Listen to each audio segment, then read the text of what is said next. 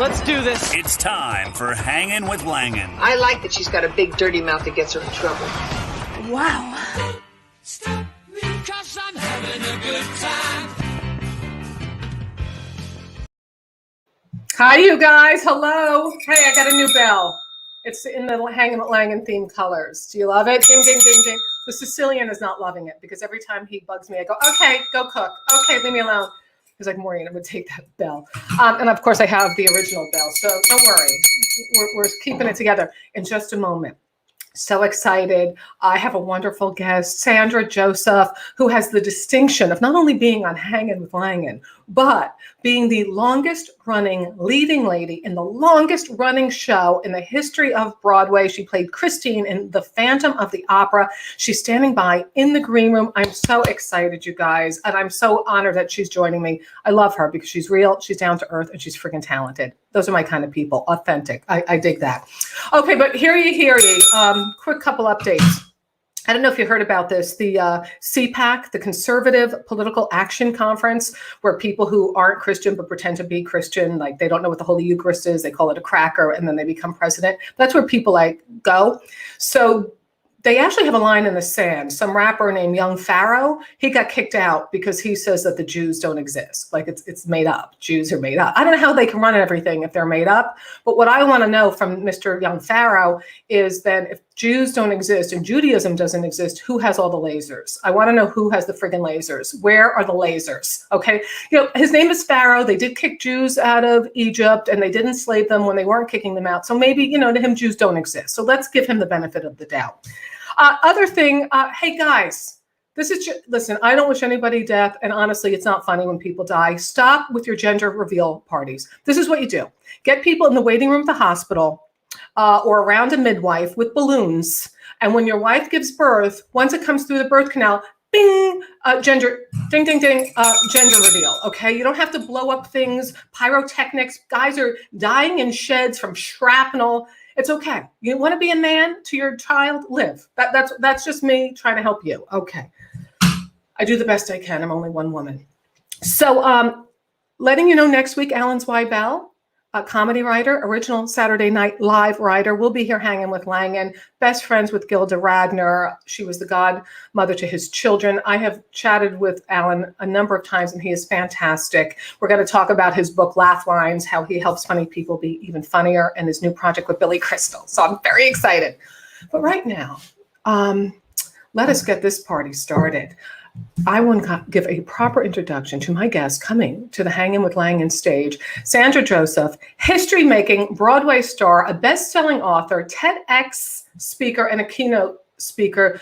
So wonderful. You have to see her speak, her TED Talk or her keynote. It is just about being fearless. She'll tell us more about it. I've watched them and they're terrific. 10 years, more than 1,500 performances. She starred as Christine in The Phantom of the Opera. So she now holds the distinction of the longest leading lady in Broadway's longest running show. Author of the #1 best-selling book, Unmasking What Matters, 10 Life Lessons from 10 Years on Broadway. Great book about her childhood, getting where she's gotten to. It's real. You know, it's like everything was just so perfect for me. She's real. You got to read it. She's been on everything, CNN, The Today Show, The View, and she was on Oprah. So I'm going to welcome her, and then we're going to go back to the good old days. Okay, Sandra Joseph. Hi, Mo. How are you? I'm so happy to be here with you. Thanks for having me. You're very gracious because I know what it takes to come on board these days with all this technology, right? All the technology, putting on real clothing, makeup, it's all new these days, isn't it? Well, it's the only thing that keeps my lipstick from going stale. So it's like, wow, I get to put on lipstick on Tuesday. And a pink. And the pink, you feel bright and happy.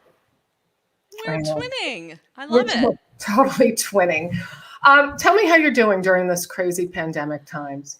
You know, it's been, in some ways, a wonderful break from travel. I realized how exhausted I was from being on the road all the time. My husband, Ron Balmer, as you know, was on tour with the Book of Mormon for 7 years.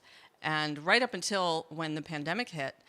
So I was either traveling to be with him or traveling to do my own gigs, and rarely home in San Diego. So being home for this stretch of time and slowing down has been, for me, like a forced retreat in a way that I really kind of needed. Now it's been so long that I'm not itching to get back on airplanes and in hotel rooms, but I think we all want to be able to get back to some semblance of a normal life and just see our family and friends again. How about you? See, some of them. Some of them, it's been like, I'm so sorry I can't see you. You know how much I'd love to see you.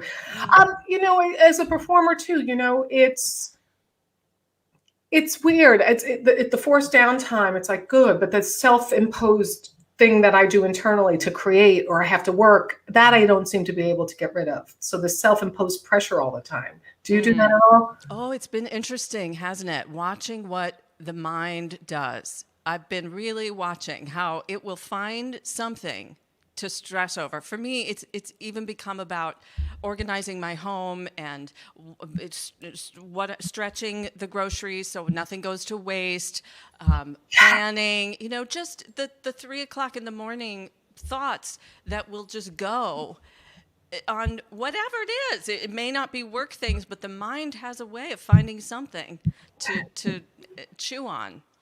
And that's the work. Well, I want to do, if you guys are just tuning in, this is Sandra Joseph, who played Christine in the Phantom of the Opera in New York City on Broadway for 10 years, 1,500 performances. What I'm going to do too, I want to show a clip. I'm going to put this on your, I'm going to do another banner here so those tuning in, I don't have to keep reminding them. Look at this. I can do tech right in the moment. It's really amazing, my gifts. You are fancy. That is very fancy. Oh, you have no idea. You're in Phantom of the Opera. I'm going to put you in Phantom of the Opera. Well, I have photos and all that, but I want to be able to say this too. And if you have questions, comments, she'll take them. You know, we'll hear you out. Just don't be nasty and freaky. Ain't nobody got time for that. I was, you know, you can't play clips from, you know, professional Broadway shows or music. There's laws and licensing regulations. So of course we couldn't do that. So just for you, what did Maureen do? She dug deep. Oh God. And I know you're gonna love this. Oh, I know it's good. It won't be. It's good. You guys I'll be gather the around. judge of that. We're okay. This is back in the day when no. it's so sweet. It's so sweet. I just took a clip from when Sandra Joseph was a guest on Oprah, on my beloved Oprah, our beloved Oprah. All right, here we go. Check this out. It's about a minute long. When I was about 8 or 9 years old, my parents took us to see Annie. On the ride home, I started to cry, telling my parents, I know what I want to do with my life. I know what I'm supposed to do. Despite deeply knowing her dream of performing on stage, Sandra didn't know how to overcome her lack of self-confidence. I was always very shy. I wanted to sing and to act. I was very timid, and yet I wanted to do it so badly. I think for so many of us as young girls, if you have a dream, there's still that little voice inside that says, well, who do you think you are? What makes you think you're so special? That you could do something that big. I had never even set foot in New York. I had never seen a show on Broadway, yet I dreamed of that. You know, I was dreaming big dreams. Whenever I needed courage that I couldn't muster on my own, I would always find my inner Oprah. Strong, confident, courageous, successful. Sandra soon found her courage. For the last 10 years, she starred as Christine in The Phantom of the Opera on Broadway. I didn't dare to dream that I would get the chance to do it on Broadway. I remember Oprah saying, God can dream a bigger dream for you than you can for yourself. God can dream a bigger dream. I am living proof of that. Yes, you are. Bravo. So that's great. That is so sweet, Sandra. I don't even know where they found all those old pictures, honestly. I don't know where those pictures are, those childhood photos. I guess I sent them a bunch of stuff, or my mom did.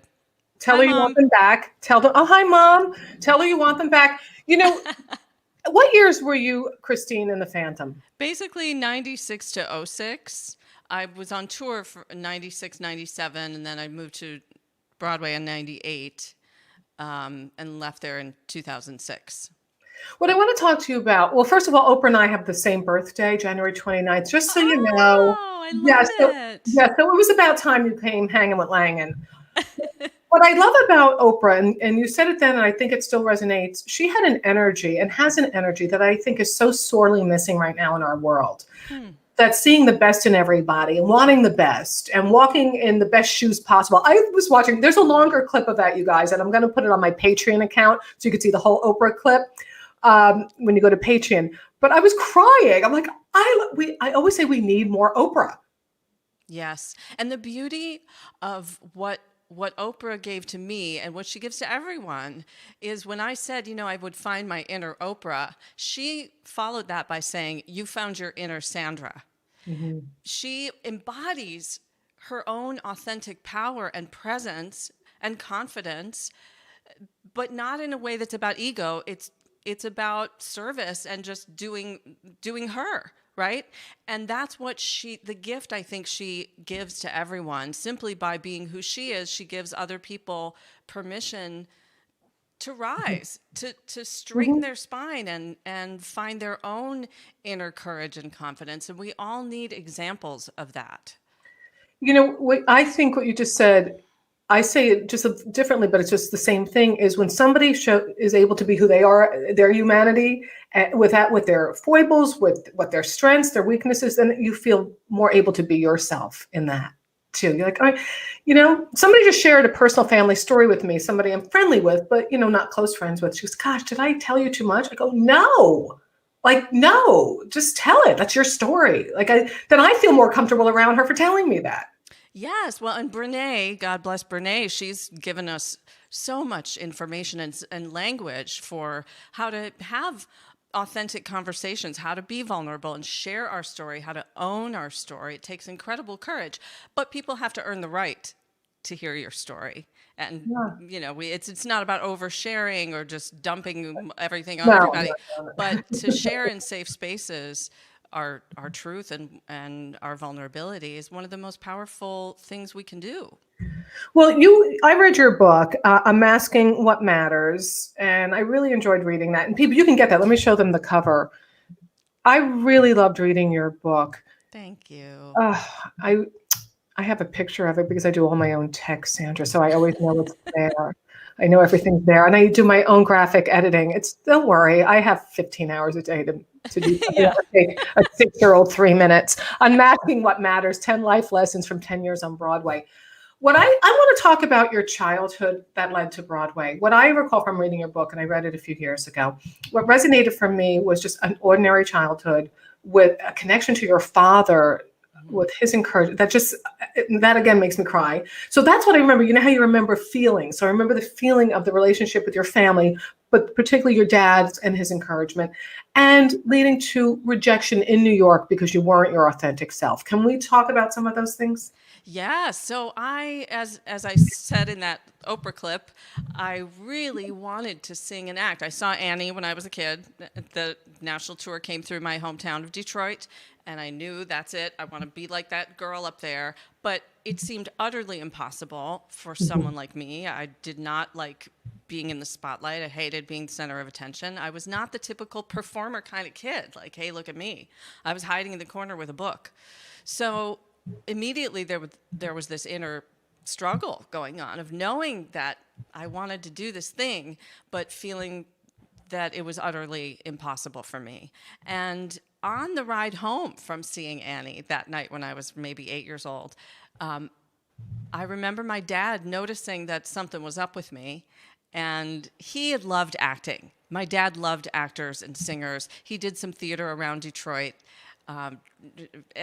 when he was younger, before I was born. And the people that were his heroes were like Brando and Paul Newman, and he loved Sinatra and would make me listen to old records of Nat King Cole and the crooners. And he had a real respect for people in the arts. And so he said, he looked at me in the rearview mirror on the way home from seeing Annie, and he said, "What's going on? Are you okay?" And I got emotional because my heart had just cracked wide open. And I said, "I want to do that, but I'll never be able to." And I just remember the look in his eyes. And they were full of such love and belief in me. And I could tell that he was so happy that I wanted to do that. And I recognize that is not the reaction that a lot of people get from them, especially once it becomes about wanting to pursue it as a career. Yes. Yeah, but he supported that decision too. It was really his encouragement that helped me find the courage within myself to go to New York and give it a shot. You know, he said, "You're going to have to really love it. You're going to have to be really disciplined. But if you don't at least try, you'll always wonder what might have been. So give it 5 years, give it your best shot. If it doesn't work out, you can come back home and figure out plan B." So how did he help you or your parents? Because you have a sister too, yeah? Yes, who also loved theater and loved singing and acting. She took a different path, but it was her encouragement also. She's 2 years older, and she was doing shows in high school and said, "If you just show up after school, you can be in the chorus." So that's what I did. She was playing leads, and I was in the chorus, yeah. Oh my God, we had like a family that was like, "Get my siblings, get away from me! I don't want to be seen with you." There were 6 of us. You're ruining my street cred. 6. Well, I can imagine you'd have to compete for the attention in a family of 6. My goodness. Just save the money for therapy. But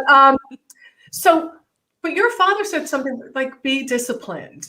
You know, like it sounds like you had very rooted, grounded advice. I mean, you weren't this wealthy family. You were a working class family, right? And yeah, classes, or how did you train to get to the point to go to Broadway, to go to New York first before landing I Broadway? didn't have as much training as I needed when I got to New York, honestly. Back then, the training programs weren't at all what they are now. Now kids come out of the womb singing and acting and dancing and having training. I started in high school with a local mom who had been an opera singer, taking voice lessons when I was 16, once a week for half an hour. Thank you, Mom, for driving me to Mrs. Rice's house in her basement. And I started learning how to sing from her. It was wonderful training. And I'll tell you, Maureen, something she said to me at my very first voice lesson, I keep with me all the time to this day. It was so simple, but when I left that very first voice lesson at 16 years old, she said, "I'm going to give you a homework assignment." And it's been the wisest piece of homework I've ever gotten, and I still practice it. She said, "Start paying attention to how you breathe." Simple instruction, but oh my goodness, that is profound. I don't know if you've read the book that came out this last year, New York Times bestseller, called Breath. I haven't read it. James Nestor, I believe. Sorry if I got that wrong, but I think that's the author's name. Wonderful book. But the breath is it's such a powerful tool that's with us all the time, and it's so underutilized. So just by paying attention to it, whenever I start to get stressed, start paying attention to how you breathe. Drop your breath down into your body more. Is that what it is? Like, that's what you do? Like, you'll feel it in your shoulders and just go, or you'll feel it. Because I do that. That's when I'll go, oh, okay, what's stressing you? I'll be like, what's stressing you out? Chill out, Langan. Yeah, exactly. In singing, we talk about getting your breath under you. So your breath is sort of, if it's up here, and it's shallow, and then you think about when you're, like the extreme version would be a panic attack where you can't get your breath, right. And so to drop it down like to your low abdomen, that's what my teachers really taught me. And I still go and see my beloved college voice teacher, Meredith Zara. She's well into her 80s now and still sings like a bird. It's stunning. Her high notes pop out like she's a teenager. I don't even understand it. But she was all about breathing low in the belly. And when you drop your breath down, it does kind of center you and make you feel calmer and more in control. So you went to New York with this training. Where did you go to college with Mrs. Michigan State University. That's where I met Meredith Zara, and I took my first acting class. And I mean, I really didn't study it until college, like seriously, until college. But I didn't even major in it because I was scared to admit to the world or myself that I wanted to actually try to make a living doing it. It seemed absurd. So I didn't major in it. I got a communications degree, something to fall back on, you know. Mm-hmm. And then I went to New York and started temping, and Yeah. I couldn't get a waitressing job. I think I wasn't tall or pretty enough, and I What are you didn't have any. talking about? Oh my! I'm talking about. Have you seen some of those women in those restaurants? Oh my God! The hostesses. I was just trying to get a hostess job, but the hostesses were like 6 feet tall and perfect, and I was a scrappy Midwestern 5'3". Well, before you even said that, somebody said she's so beautiful. So, oh, that's kind. Thanks, Mom. It's interesting. I guess maybe you didn't have that superficial model look, you know, that like I haven't, you know, that I'm very tall, and if I could eat a meal, I would stand up straight, you know? Certainly not. And I had no experience waiting tables, and, you know, New York restaurants, the competition is fierce. There are so many out-of-work actors that it's hard to get those waitressing jobs. So I was answering phones and doing receptionist jobs that didn't require computer skills. It was kind of early on in computer days, so those skills weren't too necessary. But yeah, I was pounding the pavement, getting rejected all over the place, and you know, I got a cruise ship job. I got a European tour where I was singing little. Yeah, it sounds glamorous. It was not. We were on a bus every day. They were one-nighters. We were traveling, you know. I gotta tell, this is okay. Oh, you guys have a new bell. I have to tell Sandra's story. So, it just reminded me because people are like, oh my God, you were on a cruise. You were touring Europe. I did a comedy gig in Dublin, and my cousin lives in Dublin. Hey, come meet you, Mo. I come meet you. I go, okay. And it's like this place called Temple Bar. And he goes, where you go now? Where do they put you? Where's the back room? I go, no, I sit on the stairs that lead up to the attic. That's where you wait until they call you into the room. And he goes, no, Mo. I go, this is the life. Yeah, I'm going to sit on the wooden stairs by the attic until you're called to the stage. People don't know what you go through. I mean, you're Christine in Broadway. She could not get a job waitressing in New York City, people. Sandra Joseph, Christine in the Phantom of the Opera, the woman who had 10 years, 1,500 shows, 15,000, 100, how many shows? 1,500, oh, good goodness. Like, it's a lot. Go ahead. No, but and Maureen, I was rejected from a different version of Phantom at a dinner theater in Ohio right before I got cast in the big Broadway well-known Phantom. No way. Yeah, right before. It was literally like the audition right before I got Christine. I was like, I'm hanging it up. I can't even get a dinner theater job in Ohio. And the next thing I knew, I was in the big Phantom. So you just don't know. And it's part of what you learn. You know this. You know, we just can't take it personally, and you can't make it, you can't equate your worth with your work and feel worthless when you don't get it, because sometimes you're just not what they were looking for. Doesn't mean you're not going to get the next thing that comes around. So I want to ask you about when you auditioned for Phantom originally in New York. It's a really moving story. In her book, Unmasking What Matters, Sandra Joseph, available Amazon. Fantastic read. Yes. So yeah, you're going to get it. I understand, Charlotte. And Matt Polk went to high school. He says, you're amazing. And your cousin, George Joseph. Hey, cousin. Hi, cousin George and Candace in Vegas. Very cool. All right, take us there. You're in New York, you're temping, you're schlepping, you're picking up Backstage magazine like we all do, looking at the rundowns. And every Wednesday night. Yep. So your first audition, how do you get your first audition? What is it like? Take us there. I actually got myself an agent, so he rarely called, but he did get me in the door for Phantom. So I had an appointment, and I walked in there guns a-blazing, ready to nail it. And I was so terrified, so overwhelmed just by the fact that I was standing on a Broadway stage and Hal Prince, the late, great Hal Prince, is sitting 5 rows back, and I couldn't believe I was in his presence. And there's the chandelier.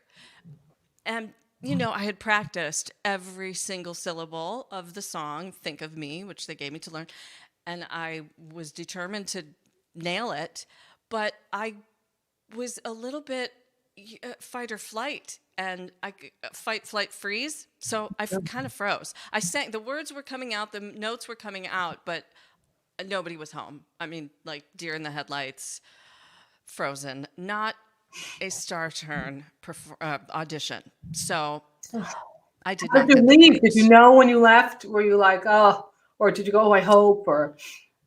I didn't feel despondent. I thought, well, wasn't my best, but maybe there's still a chance. I mean, I just had no idea. I had no idea. And my agent called me the next day and said, you did not get the leading role, but they want to give you a job in the ensemble on the national tour. So it wasn't the starring role on Broadway I was hoping for, but it was still a gig. You know, I was going to be in the show. I'm suddenly working. I'm a working actor. So I was thrilled. And I got to understudy Christine. So I was in the chorus, understudying Christine on the tour for a whole year. That's how my journey with Phantom started. So when somebody's in, okay, so then that moved in just naturally to the Broadway. Well, not exactly. Okay. After that, after I'd been in the ensemble for a whole year, it turned out the actress playing Christine on the tour got cast in another show. She was leaving, and they gave me another chance to audition. So they flew me from the tour back to New York, which was very exciting, and I got to audition for the second time. And this time, you know, I had been understudying the role. I had been in the show. I was less intimidated by the environment, and I had learned Christine, you know. So I was like, okay, I've got this time. I'm going to show Hal Prince that I have learned Christine. And I went out there and did like the Christine scarf choreography. She's got this scarf and Think of Me, and it's dramatic, and I was giving all the drama. And I forgot to give the most important thing, which was the realness, the heart, the authenticity.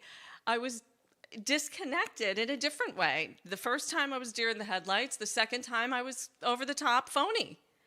And I didn't get it. Oh, no. And then I was despondent. That time I was devastated because I really felt like that's it. I blew it and they'll never give me another shot. So it turned out. And this is one of the lessons in your book too, on masking what matters.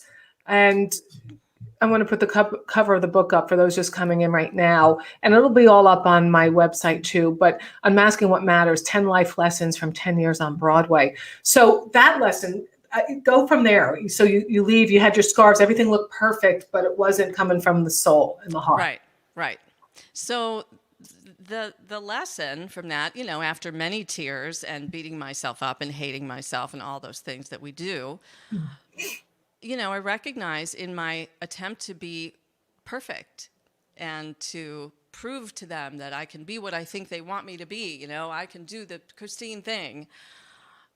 I left out my authenticity. And that's the thing that draws people in. I was trying so hard not to be vulnerable, to be in control, when the vulnerability is, I mean, that's a defining characteristic of Christine. So I had to get it through my head that, you know, if I ever am given another chance, I have to go in there with a different mindset and say, I'm not here to prove myself. I'm here to be myself, to bring my authentic self. Be myself, like be not, be the character, but through Sandra's heart. To allow the vulnerability to be there and the fear. Christine is nervous when she starts singing that song in the audition. And I had to stop trying so hard to get the part and start just living in that moment. So it was a big lesson about presence. I'm not here to be perfect. I'm here to be present and to bring my whole heart to this moment. And that is what made the difference. Mercifully, they gave me a third shot. They gave me one last audition. How long did you have to wait for that last one? I wish I could remember. I don't remember, but it wasn't terribly long. It was less than a month, I believe, because the role that I had auditioned for, they kept going and sifting through people, and they couldn't find a Christine. And they, the supervisors were wonderful to me. They had seen me in my understudy rehearsals, and I think they put in a good word with Hal Prince and said, she gets in her own way in auditions. She kind of gets in her head, and let's give her one more chance. Wow. Well, those are the people around you. That's at a very different level. Performing at a comedy club, the wait staff will say she's good, or that's where they get the word. Like maybe the booker walked in and saw one bit that tanked, but they'll be like, no, it's interesting.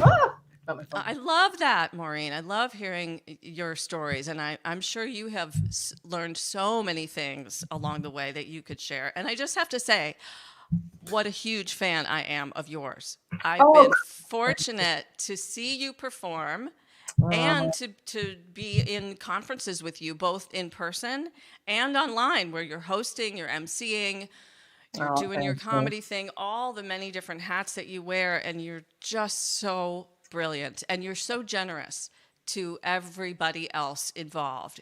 It's never about ego. It's always about shining the spotlight on all of the other people around you and lifting everybody up. Like you were saying, that's what Oprah does, is she lifts us up and gives us permission. And I think what you do is the bravest thing on earth, and I bow to you for having the courage to put yourself out there, especially when you were starting out. I'd love to hear all of your stories someday. Well, we'll do that over some wine post-Violet, but that's for sure. Well, thank you for saying that. And it's hard to let that in. So I say thank you from Sandra Joseph, Christine, the longest running leading lady in the longest running show, Broadway. And you did something so gracious. You made a lovely testimonial as we're all pivoting in these work times and focusing on our online work. So it meant the world to me. You have no idea how much it meant to me. But it wouldn't you have endorsements from people like Jack Canfield and Jerry Stiller, and you've got a lot of big names endorsing your work. Well, so I was happy to be a small name. What is it? So self-effacing, but stop. You're so great. And I have to say, I'm self-effacing too, but you're at a whole different tier, but it doesn't matter. No, I'm not. I don't even believe there's such a thing. I just don't buy that. I don't feel there's any tears. There are tears, but no tears. A lot of tears. But I think that's your authenticity. We're peers. We are absolutely peers and friends, and we've been through the trenches and through the same stuff where my European tour that sounds so glamorous, when you were talking about your Ireland thing, one time our dressing room was where they milk the cows in the stables in a barn. They'd converted this barn space into our performance space, and literally we were in the dressing room changing into our costumes with the machinery where they milk the cows. You can't make this shit up, you guys. It's also humbling, but I think because you're so authentic and because you're not a diva, there are some people who don't have that depth of authenticity or groundedness. So that's why, if anything, we're peers. It's because it connects on that level for me, and that's why I adore you. And I haven't. You've heard this story, Sandra, but the masses in podcast land have not heard this story of how we connected. It's so insane. And I get very quiet before I go on stage. I was hired to do a birthday party in San Diego for this wonderful woman named Ariel Ford. And I was acquainted with her I just was acquainted through performing elsewhere. And I get invited. It's a lovely, intimate space. And there's like 10 people at each table. I don't know anyone. And as a comic, I usually hang back and I don't want to talk to anybody until after the show. I'm in my head and I'm watching everyone to see what jokes I'm going to make. I don't know. Oh, I'm so scared. And you and your husband, Ron Balmer, who played the Phantom, we're going to talk about that in a moment, are seated next to me, and I don't know you guys. You know, I mean, of course, I know what your work is, but I don't know you yet. I don't know that you've been in that. So they're like, don't be nervous. We're performers. We have your back, and you really meant it. You'll be fine. We're sending you performer energy. We know what this is like. I'm like, oh, thank you. I'm so glad. Creative people next to me. I go up, I perform, you know, it was a fine job, good people, lovely people. And I get to, so then I sit down and go, okay, now you relax. I go, oh, so what do you do? I'll never forget this. Oh, well, we're actors. Oh, yeah, like what kind of acting? Well, it was in Phantom of the Opera. I go, oh, like maybe in a barn in San Diego, outside of San Diego. No, I didn't think that. But, you know, I don't know, local theater, we're in San Diego. Oh, yeah, on Broadway. I go, wait a minute. You played Christine in Phantom on Broadway. And I just did a birthday party. I was just up there doing a birthday party, Sandra. And Ron, I was the Phantom. Yeah, well, I did a birthday party. And that became our joke, you know? Oh. It was a very elegant birthday party. Oh my God, it was elegant. And I was so nervous. And you were brilliant. Oh. I can't believe you were nervous. I mean, I should believe it of anybody. I should believe it because I still get nervous, of course. And Right? I'm the same before I perform. Before my keynotes, I never want to be out there talking to the people. I just get in my head. And my husband and I are very different in this regard. He likes to engage. He's much more extroverted before a show. He likes to go out and talk to people, whatever. I am in that hotel room hiding until it's go time. And then I'm fine and we'll chat. But we had so much fun meeting you that night, and you were brilliant. Oh, well, it's about you, but I just want to tell that story because it's so funny, but it's really a testament to how, you know, connected you are to people's creativity and what they're going through, or just a person sitting next to you. When you were on that stage on Broadway, how did you know, like when you would look out, could you see the first rows? Could you see them at all? Because sometimes I don't know what you can see from the stage. I love that. That's a fun question. Not, I mean, yes, but more silhouettes. We could see the silhouette of people. Hard to make out. I mean, we never looked at them, of course. I see you. You're not. That'd be so awkward. That's so awkward. But no, not specifically. Well, would you get nervous if you knew somebody was coming to see the show? Oh, yes. It depends who the somebody was. Supervisors, Hal Prince. Yes, other actors, very nervous. My family, I would get excited. I would feel calmer when my people were there, my family, because I could fall flat on my face and they would think I was fabulous, you know. Oh, that's nice. What's that like? I could see, well, my family's good, but I could see my mother, was she making a show of herself? Because she's Irish.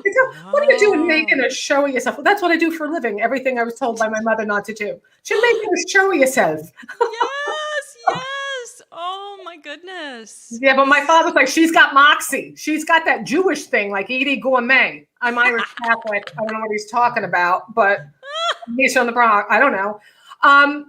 But you see, so you're quiet, you're in your head before you go on, you're on stage, and you don't want to know who's out there if it's going to make you nervous, because then that takes you out of your game too. It gets you in your head. I want to know what it was like the very first night you hit that stage on Broadway as Christine. Well, I would have puked in a bucket. About 30 people from my family flew from Michigan to be there for my Broadway debut. How many? Around 30, including my grandfather, who was in his 80s at the time. So my people were there, and oh my gosh. Yeah, it was very emotional. It was very emotional. I was more nervous being on stage with the rest of the cast because many of them had already been doing the show for 10 years. So. You know, I didn't want to mess it up. I didn't want to bring the room down. I wanted to give my best to the show, to elevate it to the level that it had been playing at for 10 years. So it helped having my family there and knowing that we were going to have a party at Sardi's after. Sardi's was right across the street from Phantom. And so we did that. And it was, you know, it's one of those pinch yourself moments that you try to really imprint in your mind. And I'll tell you another night that was spectacular. Yes. When we Yes, played yes, my yes. hometown of Detroit when I was on the national tour. National tour played Detroit at the Masonic Temple. And there were, my parents set aside, we said, we've got a big Lebanese family. We got a lot of aunts, uncles, cousins. We're going to set aside 100 seats, 100 tickets. Well, by the time the word spread with my family, friends, and everybody I've ever met, everybody my parents had ever met, there were, I think, 412 of them, like a whole section. So that night was pretty mind-blowing, too. I'd look back on it, I'm just so full of gratitude that it happened. It's wild. Cousin George was at that show, and he says it was a fun night. Cousin Oh, George. yay! Cousin George, also a singer and performer, and very, very supportive all my life. Well, you have a talented family, George Joseph. And my sister Anne, she says, this is wonderful. Thank you, Sandra. That's my youngest sister. Hi, There's Anne. 6 of us. She's 15 years younger than I. Wow. Annie Banani. And Matthew Polk, he has a question for you, Sandra. Do you or your husband ever get the giggles when you can't stop on stage? That has definitely happened. It's really bad. Oh my gosh. That is dangerous. And I used to get it a lot with I won't say his name, but one of the gentlemen who played Raoul in the show. We had all these running jokes. And during All I Ask of You, the very serious love song, we would sometimes something would strike us, and we would have to fight so hard not to break, not just to stay in it. You have to always be mindful that people paid a lot of money to be here to see this, and we have you take that responsibility very seriously. But especially nowadays when Ron and I, my husband and I, are doing virtual concerts from our living room, and our little 8-month-old puppy is at our feet, whining or whatever. Oh, there we are. There they are. So Ron. yeah, and we're doing all of our own technology and figuring it all out as we go, and sometimes it's just comical, and you just have to laugh. I think in that setting you can do a bit more because everybody had their expectations. But I was thinking about that for you. You're on Broadway, and you're very committed to your craft. You're a human being too, so there are days that you're not going to. Nobody can be 1,000%. You can't run a marathon at the same pace every single moment of every minute of every time. But I realize that people come from Singapore and South Africa and Ireland, and their dream is to be on Broadway watching you. Like their dream is, I am watching you right now, and I have saved my money, and I have planned this vacation, and this is everything I've always wanted. You have a huge responsibility for making people's dreams come true. I know that sounds, no pressure, but seriously. No, that's absolutely true. And one of my best friends gave me a gift during my latter years in Phantom when I was really struggling with burnout and trying to give it my best every single time. He invited me to coffee in Piermont, New York, this cute little coffee shop, and he handed me a purple box. On top of the box, he stenciled the word perspective. And inside the box, he put clippings that he'd found all over the place, all over the internet, from people all over the world talking about their dream of seeing Phantom and how it impacted them. Their memories, how they got engaged the night they saw Phantom, or they saw it with their mom before their mom died, and now it's that whenever they hear those songs, they feel their mom's spirit with them. I mean, these incredibly moving stories, or people, lots of young girls and young women whose dream was born of performing, just as mine was when I saw Annie as a kid, when they were sitting there watching us, and so I would keep that box in my dressing room and pull one out, just read something before the show some nights to connect to those individuals and those families out there, who it meant so much to them.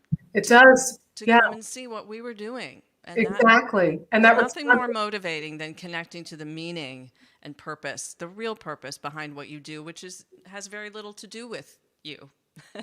I've just been trying to find my purpose in this downtime. So I bought a cappuccino maker and I'm learning about how to grind coffee. I'm like, I need a purpose. I said to this, I need a purpose. Let's get me a coffee machine. So that's what I've been thinking about. We got one this week. I'm like, okay, I got a purpose. It's fabulous. I'm going to do a commercial break, and I have a couple more questions for you that are important. My guest, Sandra Joseph, played Christine in The Phantom of the Opera on Broadway. The distinction of being the longest running leading lady in the longest running show on Broadway. Wow, that's a big deal. If you have comments, put them here. You have a question, she'll take them. But I'm going to just do a couple announcements and crack myself up. And this is the other one. Hear ye, hear ye. You guys, we played a little clip of Sandra back in the day on Oprah. The longer clip will be up on my Patreon page. That's where you can get all of these audio interviews for free on all the major podcasts, Apple, Spotify, wherever. Okay. So my sister just made a comment. You can see all this on Patreon. I'll put the link up there. So what you'll do is get the full video, and there's also backstage treats when you subscribe. Don't Make Me Hate You t-shirts, happy hour, coffee talk, whatever you want, parties at different levels. But go there and then I'll give you the treat of seeing Oprah's clip with Sandra on that, as well as the full interview. And again, the audio is free on all the major podcast platforms. So there it is. And you can support the show at PayPal and Venmo if you are so inclined. But this is always here just to connect. The goal of the show, I interview cool people from academics to alcoholics. And the goal is always to be fun, have heart, and be smart with what we do. And sometimes we just go, oh, fuck it. But we try it overall, And I want you to know that you could get, next week, let me let you know, Alan Zweibel will be joining me. Alan Zweibel, original Saturday Night Live writer, dear friends, best friends with Gilda Radner. He produced the documentary Love Gilda, which was out last year. If you haven't seen it, it is spectacular. He talks openly and honestly about her. I've had him as a guest on my Hanging with Langan show on KGO in San Francisco and other places. I know him from the Friars Club. This guy, he's just so accessible. Again, another authentic, real person with such talent. And his new book is out called Laugh Lines, My Life Helping Funny People Be Funnier. Alan Zweibel. So same bat time, same bat channel next week. Christine's book, Unmasking What Matters, 10 Life Lessons from 10 Years on Broadway. So there you have it, my folks. And there we go. Look at her. Now, I know this is my commercial break. Okay. Hear ye, hear ye. Now, this is you on Broadway. Was that Ron then or not? That is Ron. That is Ron. That's Ron. Yeah, that was actually at the Kennedy Center in Washington, D.C. when he joined the tour. And we did that very first photo shoot together. So she really is a method actress. And here they are now. I mean, look at this. Yeah, that was just in 2018 at Phantom's 30-year anniversary. What a wild ride. Oh, my goodness. I never dreamed I'd fall in love with my co-star in the show. So we got to talk about that dirt. Come on. That's so wild, isn't it? I mean, it is wild. He's pretty cute under that mask and makeup. He's adorable. He has a great energy. By the way, her husband, Ron Balmer, who played the Phantom and was in the Traveling with the Book of Mormon, where I got to see him. He's a fantastic singer in music that isn't from Broadway, not musical theater songs. His album, I don't know if you're allowed to call them albums, whatever, his compilation of songs that you can buy all together is called Legacy. And it is authentic. And it's a guy talking about real vulnerable stuff. Man, you got to get that stuff. I'm telling you, you're going to be like, wow. Thank you, Maureen. That was really nice of you, but I mean it. Thank you, Maureen. That was really nice of you. But I mean, I meant to the audience, not to. This is Florida George, other cousin George. Florida George, other cousin George Pasatino. I don't know which George this is. I know what that. Yes, there are numerous George Josephs, and I know exactly which. I don't know what's happening. Other cousin George. Got it. Hi, cousin. And I saw my Aunt Kathy is on here as well. I don't know if my mom made it. I sent her the link. Oh, come on, Mom. Hi, family. Hi, family. I love you. I love you. So let's talk about when did you first? When did you meet Ron Balmer, the Phantom of the Opera? When's the first time that you worked with each other?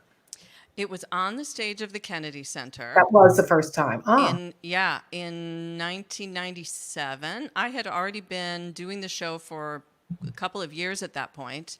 But we got a new Phantom. The other actor left, and Ron came in as a replacement. And we had some really great chemistry on stage. We did the Kennedy Center, and then the show moved from there to LA at the Pantages.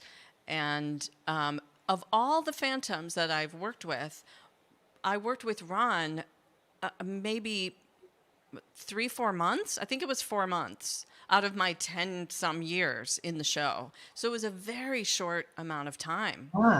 Because at that point, I got moved to Broadway. So I got kind of a promotion, and I left the tour and went to New York. So then we were apart, and we met in 97.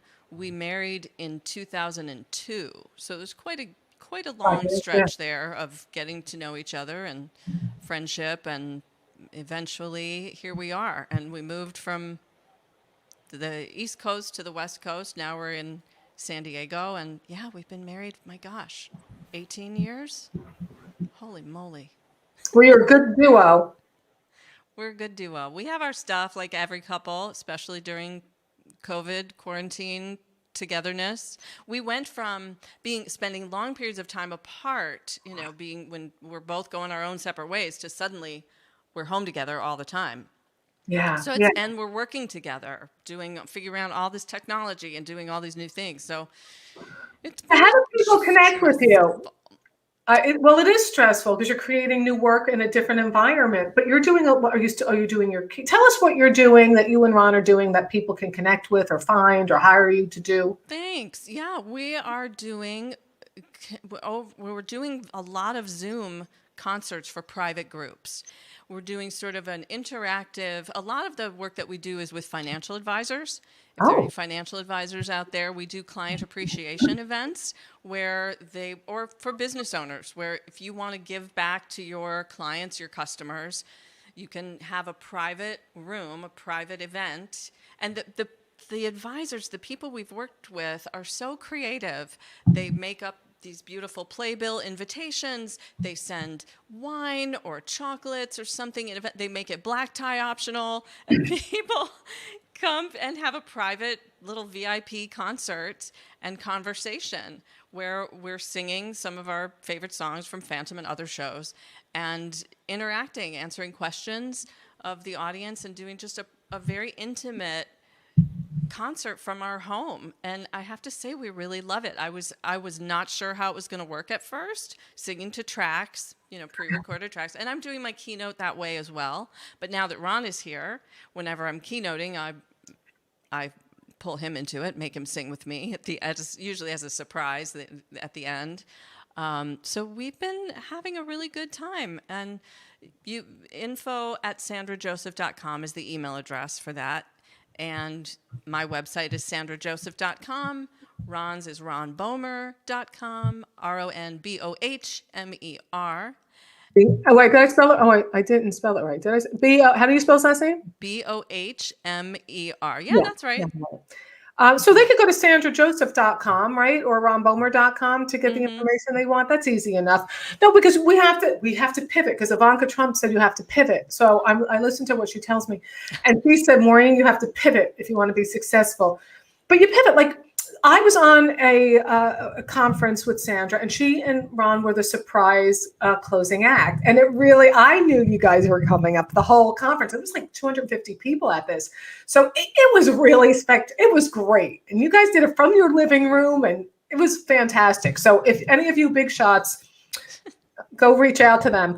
And hey, I'll tout myself here too. I've been hosting a lot of corporate events. You see me, I do the conferences, because there's the broadcasting side of me, because I was a journalist for so long, where you're looking at the camera, you're seeing the green room, you're seeing the phones light up, you're talking to 8 million people, and you have to know what to do when things start to tank, because they want to feel that somebody's at the helm with confidence, So I don't get freaked out if something goes awry. We're going to be okay. I got some good stories up my sleeve. I have some, so we've been doing that. And also personalizing comedy, not shows, but like if somebody's having a 40th, 50th, 60th birthday party, personalizing the comedy and giving them like a 10, 15-minute personalized comedy tape. So we do all these things, right? This is what we do now. Incredible. It's incredible what you offer, Maureen. And What I offer is incredible.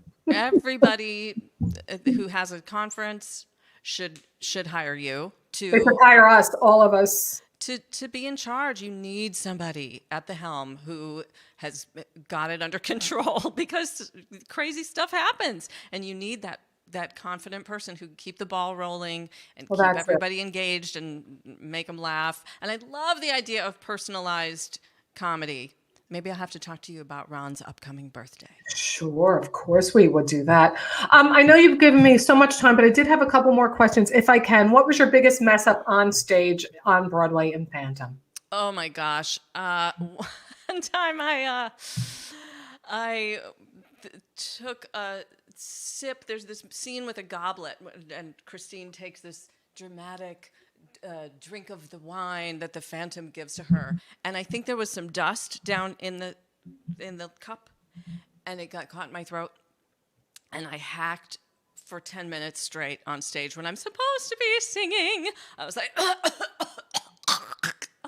and then it finally cleared, and I was back to like, that was embarrassing. Well, that's rough. That's rough. And how many? You're 6 days a week. 8 shows. How many of those shows did you do every week? I did 6. I was so fortunate that's how the contract started with Sarah Brightman, the original Christine. And so that's how the contract continued. So I only had to do 6. Most actors have to do 8, and it's a lot. And what days would you be off? Well, they let me decide which 2 shows I wanted to take off. And I've never been a morning person, so I often would take the matinees off. But I mixed it up. I changed it from time to time, where I would just want an extra evening off or whatever, just to rest my voice and body. How hard is it to be an understudy? I think being an understudy is wonderful. It's a really great opportunity. Now, you're doing the show 8 times a week. When I was understudying and in the ensemble, I was 8 times a week. How's that possible that an understudy is doing it 8 times a week? Because you're playing in all the ensemble scenes. You have your regular role. That's different from a standby, which is someone who is just in the wings hanging out in case something goes awry. Okay. So I've done both. I've been the standby and I've been the understudy, where you're actually in the show in a variety of roles, but you can get thrown on at the last second. Well, you would think when you were choking, Miss Standby would have come to your help. Luckily, it cleared pretty quickly. Okay. So, what I wanted to wrap this up with is your book, Unmasking What Matters, 10 Life Lessons from 10 Years on Broadway. Here, let me put the book cover up again. You guys, it's on Amazon, and it's such a great read because you learn about her background, Sandra Joseph's background. And just there's so many good lessons in it because we're all human. And sometimes we'll see somebody end up on Broadway and think, well, what do they have that I didn't have? Well, they have talent and determination and groundedness, but they had rejection and fear and not knowing where it would all go. Unmasking What Matters on Amazon. You have to get it. What resonated from our chat today was, a girl who loved Annie, didn't have these stage parents that were schlepping you 24/7 to your lessons. And, my girl has to, you had a half hour in a basement class with Mrs. Rice. Then you go to Michigan State and you don't even study theater. You study communications and you have a wonderful teacher there. And then you go to New York as a young adult after college and then immerse yourself in the classes, I take it. Yep. And so that message to me is that because you didn't have this huge foundation of everything pushing you that way, you can still make it happen. So what do you want to talk about? Because you really address fear a lot in your book. What kind of message would you want to share with young girls or boys too? Because we like young boys, not in a creepy way. Yeah, and adults as well. I think we never stop. We never stop growing. And, it requires courage from us every step of the way. This journey never ever ends. Leaving that career, the whole Broadway world, and moving into becoming a keynote speaker and an author, I mean, I had to start from scratch again, and I was scared. Daunting. It was the whole journey happened over again of walking through that vulnerability, learning how to bring my authentic self to what I was doing, finding my way of being myself out there. It's one thing to play a character in someone else's story, but when you're out there as you, it's even more vulnerable. So Right. I had to really continue doing the work, and I'm a big believer in finding support. Find someone who believes in you and who can help you, whether that means paying for coaching. I still work with coaches with all 10 years that I was on Broadway. I continued taking voice lessons. I still do when I have the chance. Acting classes, it's keeping your skills sharp, but also really just finding supportive people and letting go of negative voices and people who might drag you down. Yeah, exactly. You know what? I was thinking about you leaving Phantom after 10 years and what that transition must have been like. And I saw a post from a gal I went to high school with the other day, and she was you can't say stewardess, a flight attendant for 30 years. And she posted that she took a buyout during these pandemic times and how much she's going to miss her work. And I saw so many posts that said, "Oh my God, enjoy your retirement. You're going to have such a great time." And I'm thinking, oh, this is going to be hard for her for a while. This is a transition from what she's used to for so long. And that emptiness there's a sense I'm projecting onto her, but I could see in her post, it wasn't like, yay, downtime. It was more like, oh boy, okay, now what? That's what I read into it. So I think people think, okay, now you get to go do this, but you carry, like you're still, you're the web, the tangle, you're still entangled with it. You have to mourn the moving on, I think, at times. I don't know if you do, but I've had to mourn when I left Bloomberg. I've had to mourn certain movements in my career, welcoming the next, but also, oh, okay, that's over. I'm wondering what it was like for you when your days at Phantom on Broadway came to an end. Yeah, I felt pretty lost for a while and unsure of what I was just really honestly praying, like, help, let me know what to do, where to go, how to be, how to use what I have. I was too young to retire, but I felt complete with my Broadway journey, and I knew that I still had something I wanted to share, but it was not yet formed. You know, being in that middle place can be really scary when the new idea hasn't quite crystallized yet, and you're sort of feel like you're floating. And I think a lot of people are going through that right now, especially, you know, Broadway performers, that people whose businesses are no longer what they were, and we don't know when it's going to come back. Terrible. It's a very it's a time of feeling groundless. And that's where all of the spiritual practices really are helpful. Mindfulness, you know, the simplest things of remembering to breathe, to pay attention to how you breathe, to come back to your body, to come back to this moment. We don't have to have it all figured out. We can stay right here, right now, and be present to the beauty around us, the gift of this time. I think so much of our culture programs us to be human doings and not human beings. Yeah, and that's a good point. Living in the being space can be really uncomfortable for people, but can also be incredibly rich and vital and beautiful if we can relax into it. And in the not knowing, the gift in not knowing is that you get to explore to figure out what is right for you. So in that kind of, oh, I don't know which way to go, you get to go different path and go, oh yeah, I don't like that path. Oh, this one's kind of interesting. Let me blend those two paths. You have spent more time with me today than I said we would. I just got so immersed in talking with you. You've been so generous with your time, Sandra. And I want people to get her book, Get this book. You're going to love it. Unmasking What Matters.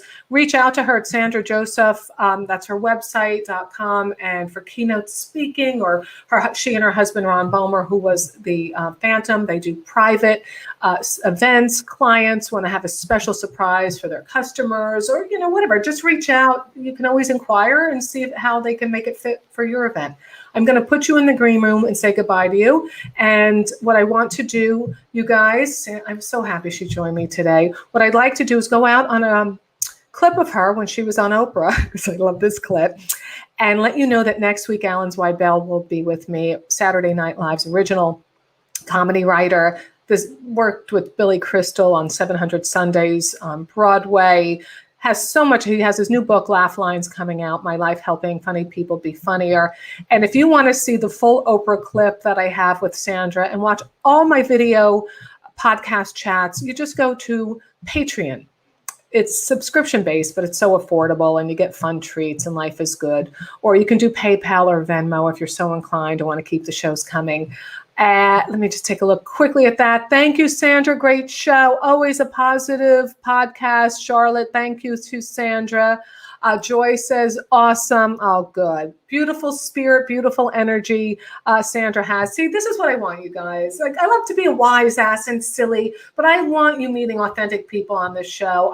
Sometimes I do get political because I can't stand what's going on, but we've been trying to take a respite from that and just connect. Let's just do some really, really good shit here and connect and be decent to each other, because we really do need more of that Oprah energy in the world right now. I'm not kidding. Jen Peterman, great stuff. Damn right it is. I love my Peterman.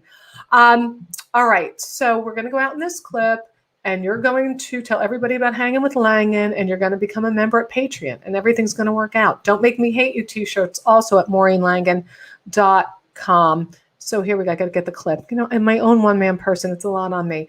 All right, here we go.